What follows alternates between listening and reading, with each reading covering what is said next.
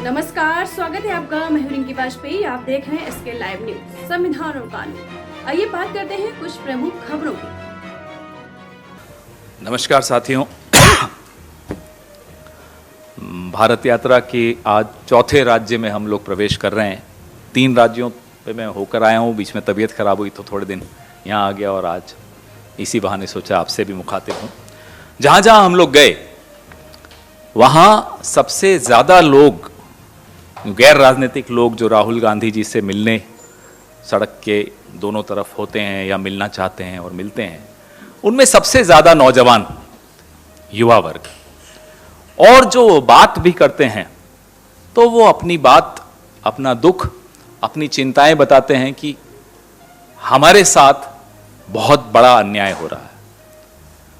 या तो entrance test होते नहीं हैं, होते हैं तो पेपर लीक हो जाता है और फिर टल जाते हैं। बेरोजगारी तो आपके सबके सामने है ही, लगातार हम उस पर चर्चा कर ही रहे हैं। आज उन्हीं नौजवानों की आवाज आपके सामने मैं लाया हूं। गुजरात प्रदेश, जहां कल भारतीय जनता पार्टी की गौरव यात्रा शुरू हुई है। किस बात का गौरव? 22 पेपर लीक हो चुके हैं गुजरात में और ये गौरव यात्रा निकाल रहे हैं। 22। मैं बाकी राज्यों की, भाजपा शासित राज्यों की बात बाद में कभी रखूंगा, उत्तराखंड हो, कर्नाटक हो। इन दोनों पार्टियों का नाम अनाप शनाप है। पंजाब में भी पीपीएससी का स्कैम अभी निकला है। आखिर कारण क्या है कि जहां जहां भाजपा शासित राज्य सरकारें हैं वहां पेपर लीक एक के बाद एक पेपर लीक हो रहा है? क्या नौजवानों को आप गंभीरता से नहीं लेते? पूरे विश्व का सबसे नौजवान देश माना जाए भारत, और उसके नौजवान की यह हालत आपने कर दी हो, और आपका राज्य जहां आप 12 साल मुख्यमंत्री रहे हो, आज आप प्रधानमंत्री हो। जब से आप वहां मुख्यमंत्री बने तब का सिलसिला अगर मैं आपको अभी प्रेस रिलीज में भी दे रहा हूं। आपके बाद आनंदीबेन पटेल आई, उस वक्त कितने पेपर लीक हुए? विजय रूपानी जी आए, कितने पेपर लीक हुए? भूपेंद्र पटेल जी आए, हालत देखिए। अभी स्कूल के पेपर लीक होना, बीबीए के होना, पटवारी के होना, नायब तहसीलदार के होना, वन रक्षक के होना, समझ में तो नहीं आता लेकिन हो रहा है। स्कूल तक के पेपर लीक हो रहे हैं और परीक्षाएं टल रही हैं। यह हालत है गुजरात के नौजवान की। भारतीय जनता पार्टी 27 साल से वहां सत्ता में है। अब बताइए किसका नाम लेंगे? नेहरू जी का लेंगे? 27 साल से तो कांग्रेस वहां है ही नहीं सत्ता में। 27 साल से आपकी सरकार रही है, उसमें से 12 साल नरेंद्र मोदी जी मुख्यमंत्री रहे हैं। आपने वहां क्या किया? अभी सौराष्ट्र यूनिवर्सिटी में बीबीए और बीकॉम का पेपर 13 अक्टूबर को निर्धारित हुआ था, लीक हो गया, टल गया। कितनी मेहनत जाती है एक परीक्षा की तैयारी करने में। माता पिता की एक निवेश होता है, इन्वेस्टमेंट होती है, समय की इन्वेस्टमेंट होती है, पैसे की इन्वेस्टमेंट होती है और भविष्य की प्लानिंग होती है। हम और आप भी जब स्कूल में पढ़ते थे, हमारी भी प्लानिंग होती थी कि भाई कॉलेज करेंगे, कॉलेज के बाद ये एंट्रेंस देंगे, फिर शादी करेंगे, फिर जिंदगी अपनी सेटल करेंगे। गुजरात के नौजवान की किस्मत में यह प्लानिंग नहीं लिखी है, क्योंकि उसकी प्लानिंग के सामने आ जाती है गुजरात की भाजपा सरकार। आप सबसे यह गुजारिश है कि यह मुद्दा जात पात से दूर है, धर्म मजहब से दूर है, विचारधाराओं से अलग हटकर है। यह मेरे देश के नौजवान का मुद्दा है, उसके भविष्य का मसला है।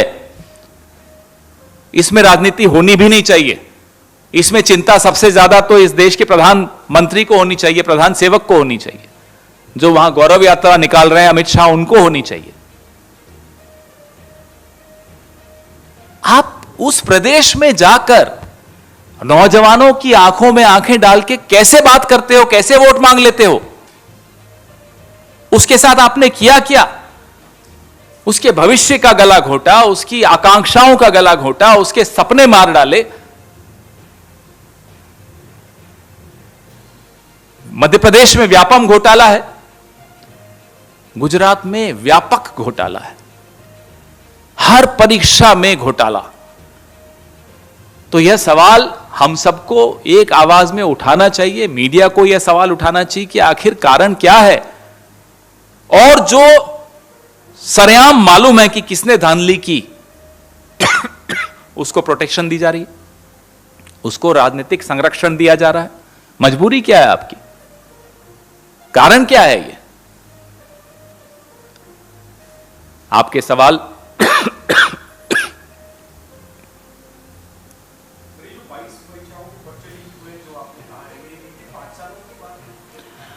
मैं आपको जो आंकड़े दे रहा हूं, पिछले 7 साल के आंकड़े दे रहा हूं, जिसमें मोदी जी के वक्त का भी कुछ है, लेकिन उसके बाद का सिलसिला है ही है, क्योंकि उसके अलावा तो यह सरकार तो आपको मालूम है नो डेटा अवेलेबल है, एनडीए की सरकार।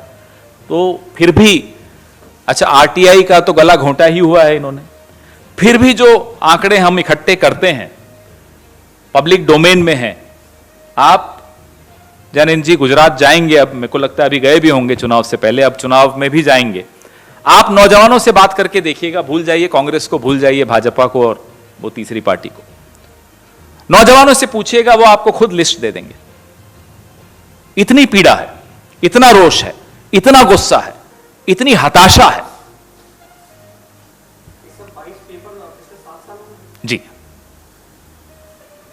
मैंने सिलसिलेवार हर साल के निकाल के आपके इस प्रेस जो विनीत जी आपको देंगे प्रेस रिलीज, उसमें है ये 2014 थोड़े उससे पहले के हैं, लेकिन 14, 15, 16, 17, 18 और फिर इसके बाद तो खैर कोविड था तो लीक नहीं कर पाए क्योंकि एग्जाम ही नहीं हुए, 21 और अब ये 22।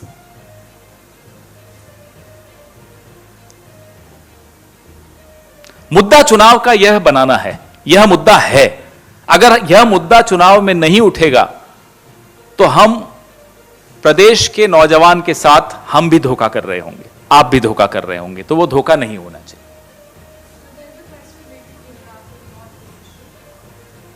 But let's focus on this. This is a very, very critical issue. It is got to do with, we can do a separate briefing also after this, but let's focus on this, please.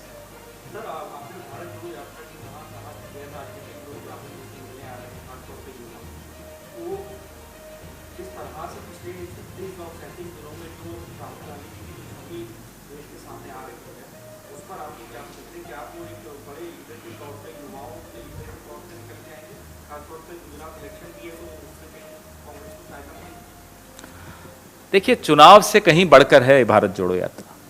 ये भारत की यात्रा है। राहुल गांधी की छवि तो हमें तो मालूम है क्या थी, लोगों को अब मालूम पड़ रही कि असलियत तो हम जानते थे, कितना काबिलियत है उस नेता में, हमारे नेता में।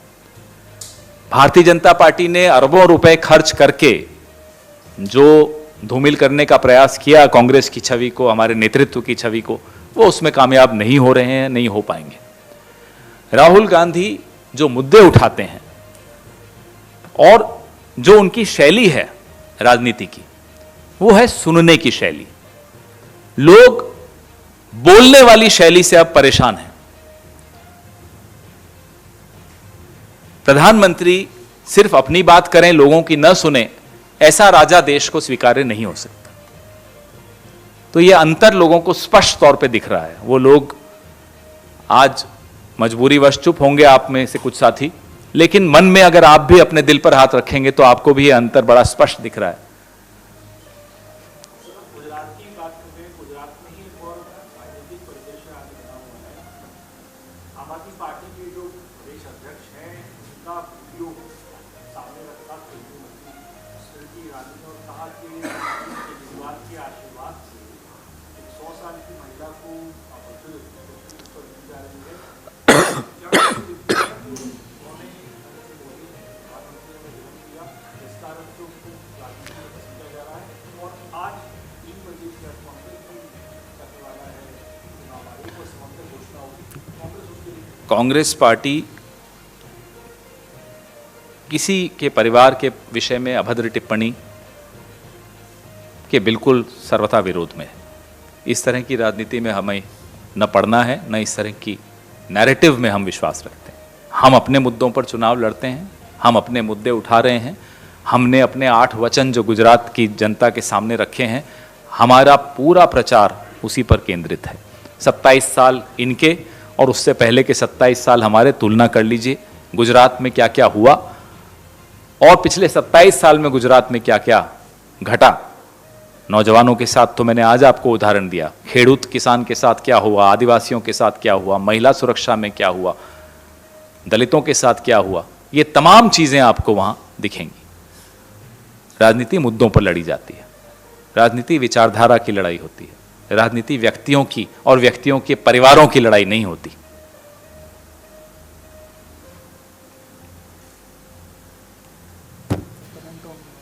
आपने एक और सवाल पूछा, हम इंतजार कर रहे हैं। सारे उद्घाटन तो प्रधानमंत्री कर ही चुके हैं, तो उम्मीद है कि आज घोषणा कर ही दी जाएगी चुनावों की। मैं भी देख रहा था, इतने व्यस्त हो गए थे प्रधानमंत्री जी, हर 5-7 दिन में गुजरात, कभी हिमाचल, कभी गुजरात, कभी हिमाचल, तो सरकारी खर्च पे जो होना था वो तो हो ही गया। अब देखते हैं क्या होता है।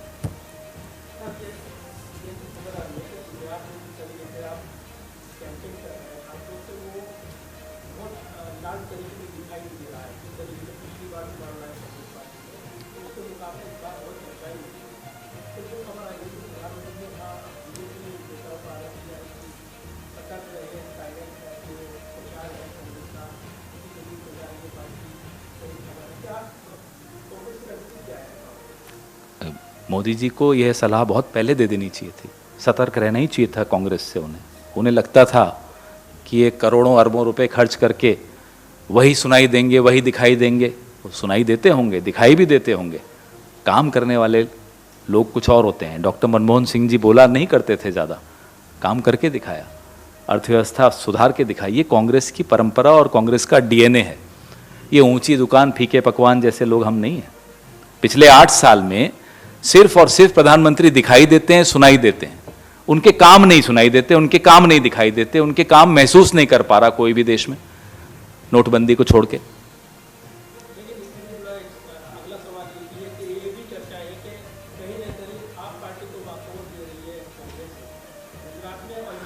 आप आए हैं गुजरात? पिछले कब गए थे लास्ट? कब गए थे लास्ट गुजरात? आप आइए और उसके बाद हमसे मत मिलिए, वहां कांग्रेस के किसी नेता से मत मिलिए, सिर्फ घूम कर आइए, फिर बात करते हैं। यह सब प्रचार का, दुष्प्रचार का हिस्सा होता है जो ये बोलते, बोलने दीजिए, सुनते रहिए। 8 साल से सुन ही तो रहे हैं हम लोग, आप भी सुन रहे हैं, हम भी सुन रहे हैं। इस बार खुद जाकर देखिए और अपने बॉस से फिर अनुमति लेकर, क्योंकि मैं नहीं चाहता आपकी नौकरी पर कोई खतरा आए, जो देखो वो चला देना, बस बुलाए बगैर आइए, क्योंकि हम बुलाएंगे तो लगेगा कि हमने आपको प्रभावित किया। आप आइए, देखिए, जो देखते हो वो चलाइए। वॉकओवर जनता किसको दे रही है वो आपको दिख जाएगा, और किसको अब जनता चलते किया करवाना चाहती है वो भी दिख जाएगा।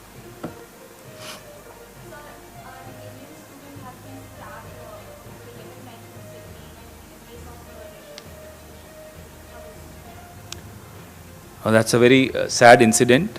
We haven't got the details yet, but I'm sure the Ministry of External Affairs will take it up with their counterparts there, and the guilty should be brought to the book. खबरों के latest update के लिए इसी तरह हमारे साथ जुड़े रहें और इस वीडियो को ज़्यादा से ज़्यादा शेयर करें।